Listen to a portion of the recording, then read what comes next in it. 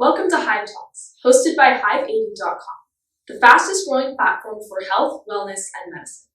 My name is Brandeis, and I am the creator and host of the series, When Life Gives You Melons. You might be wondering, what is this series about? As a dyslexic, I want to bring awareness and educate everyone about dyslexia. I want to share new dyslexia research and success stories to inspire my fellow dyslexics. Can you believe that 10% of students are not aware that they have some form of dyslexia? You know, we all learn differently, but people with dyslexia sometimes need extra help. Together, I hope that we can remove the stigma of learning differences through awareness and help kids get the help they need. So over the next few episodes, I'll bring you the latest information as well as some exciting guests. Some celebrity dyslexics include Orlando Bloom, Jennifer Aniston, Anderson Cooper, and even Steven Spielberg. But first, I'm going to start by telling you my story. As a kid, I struggled with reading slowly and spelling. According to my parents, I played with everything the wrong way.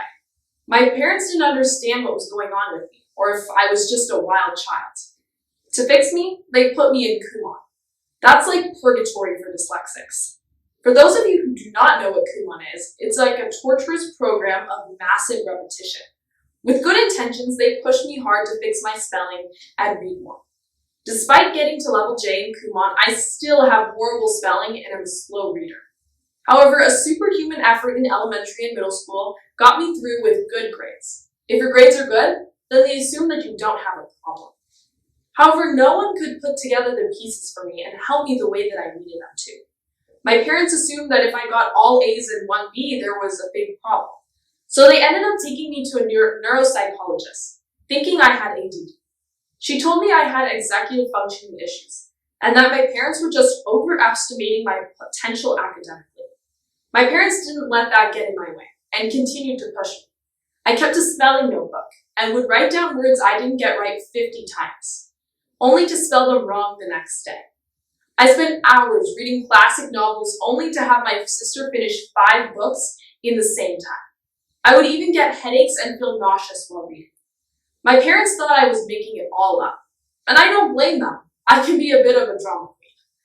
High school was even harder for me. I had to put in twice the amount of effort to get some of the same grades that my friends did. When my friends asked me to go out on weekends, I had to make up all sorts of excuses as to why I couldn't join them. I mean, how many times can your uncle visit from out of town? When it came time to the SAT, I continually ran out of time on sections and would have to read and reread passages to understand them. Taking the SATs is when I began to wonder if I had dyslexia. Many dyslexics see words move while reading them. For me, it looked like they were vibrating on the page. Over the next 2 years, I noticed that I switched letters when I wrote, sometimes leaving off the last letter of a word completely. I began to lose hope. I had issues quickly processing directions like left or right, and when words were jumbled together or I came to a word that I didn't know, I couldn't pick out how to pronounce it or separate the words that I did know. The turning point was when my youngest sister pointed out several words where I had left letters off the end or switched letters, and of course butchered the spellings of several words.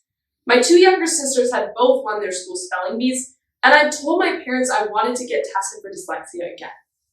After taking a new set of tests specifically for dyslexia, it was clear. I did in fact struggle with this learning impairment. What a big relief. I mean, it's a bummer that I hadn't known I had dyslexia, but at least I had a diagnosis. I'm not less smart than any of my siblings and friends. I just process information differently. But in some respects, this is my superpower. For example, I'm good at making videos. In fact, I won a national contest sponsored by the Shoah Foundation and Discovery Education. Also, I'm an accomplished impromptu speaker. I'm not good at prepared speech, but I'm good at making stuff up on the spot. I'm thankful that now I have this knowledge that can help me move into the future. But I don't want others to have to experience the difficulties I have. It took me until age 18 to figure out I had dyslexia, but it shouldn't have to be that way. I'm a private person and I haven't told many people that I have dyslexia. But if I can help others, then I'm not afraid to publicly say that I am a dyslexic, and I'm proud to be part of this successful and vibrant community.